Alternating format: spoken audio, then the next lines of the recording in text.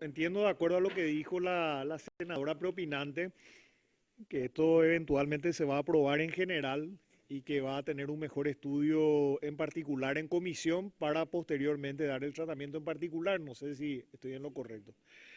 De todas maneras, quiero apuntar dos cuestiones que me parecen relevantes. En primer lugar, no estoy en desacuerdo con que se eleve la pena. De hecho, la pena que había anteriormente a la ley 6002/2017, que es la que se va a modificar con esta ley, era una pena irrisoria. Creo que el abigeato tenía una consecuencia penal más relevante que el abuso en menores. Así que no estoy en desacuerdo, es más, una de las impulsoras de esta ley 6002/2017 que tuvo mucho, que fue muy polémica entre paréntesis y llevó mucho tiempo sacar, fue justamente la entonces senadora Desirée Masi. Ahora, hay una cuestión de técnica, de técnica legislativa y de política criminal que se tiene que tener en cuenta. Acá llevamos el abuso sexual a la pena máxima, a 30 años. Y les voy a decir por qué esto es problemático. Yo me acuerdo cuando empezó el tema de los secuestros en la Cámara de Diputados, y contra mi criterio, se aprobó una reforma de la pena del delito de secuestro que llevaba el secuestro a la pena máxima, o sea, una pena igual al homicidio. ¿Qué pasa con esto? Hay dos cuestiones. Una de orden meramente conceptual, que es que el derecho protege diferentes bienes jurídicos.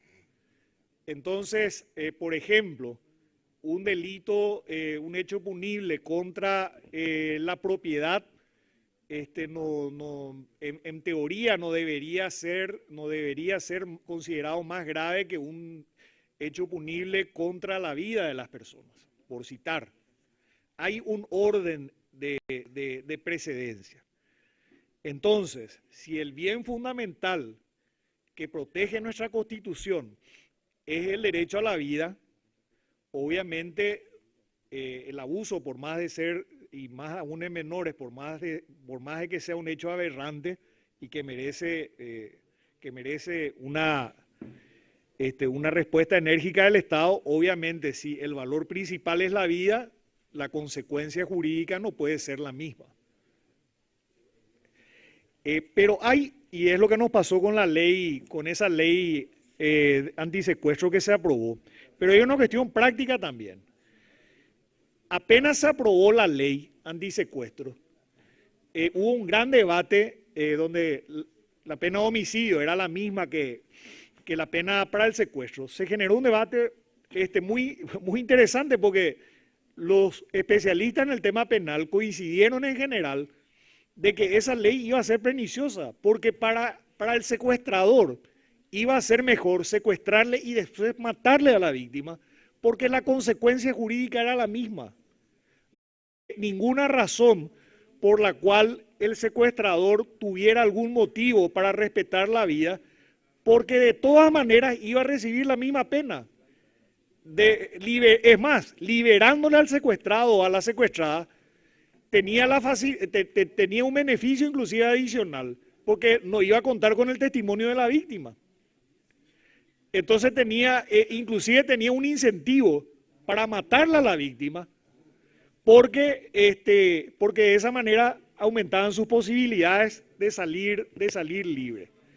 Por esas dos razones, sin perjuicio que se pueda discutir y si se va a hacer esa reunión con personas muy calificadas en materia jurídica, por esa razón hay que armonizar la pena y las penas, porque acá se describe el tipo penal base es 15 a 30 años, pero después, por ejemplo, hay una mayor pena cuando se realiza el hecho maltratando física o psicológicamente, si hay abuso en todo hasta donde leí todo muy razonable y en la línea, pero más severa la ley de lo que establecía, de lo que establecía la ley 6002 del 2017.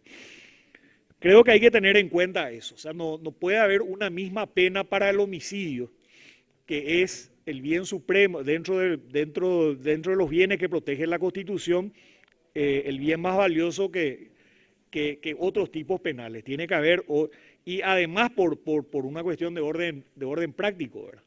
Si la consecuencia va a ser la misma, estamos alentando homicidio, abuso y después homicidio. O sea, pero eso van a tener la oportunidad de hablar mejor. Ahora, y fíjense, con la redacción vigente, inclusive es más, esta pena va a ser mayor que la de homicidio, porque el tipo base, la pena del tipo base es de 5 a 20 años en el homicidio. De 5 a 20 años. O sea, inclusive esta pena va a ser 10 años más que la pena para el homicidio. Por eso yo recomiendo ir con mucho cuidado. Va a ser más que el sicariato, por ejemplo. En fin. Y lo otro, a ver si Sala Técnica me ayuda. Hicimos un estudio del impacto que tuvo la ley que se aprobó en el 2017. Fíjense que, no digo por esto que no se agraven las penas, pero fíjense que el problema no es la gravedad de la pena. En el 2017 entra en vigencia la ley vigente y fíjense en los años siguientes. Esto denuncias y condenas de hechos punibles. En el 2017, de 2.439 denuncias, solamente 706 procesos y solamente 272 condenas. Ese es el problema real que tenemos. No hay que engañarse, no. El problema que tenemos en materia penal no es tanto la severidad de las penas, sino es la impunidad.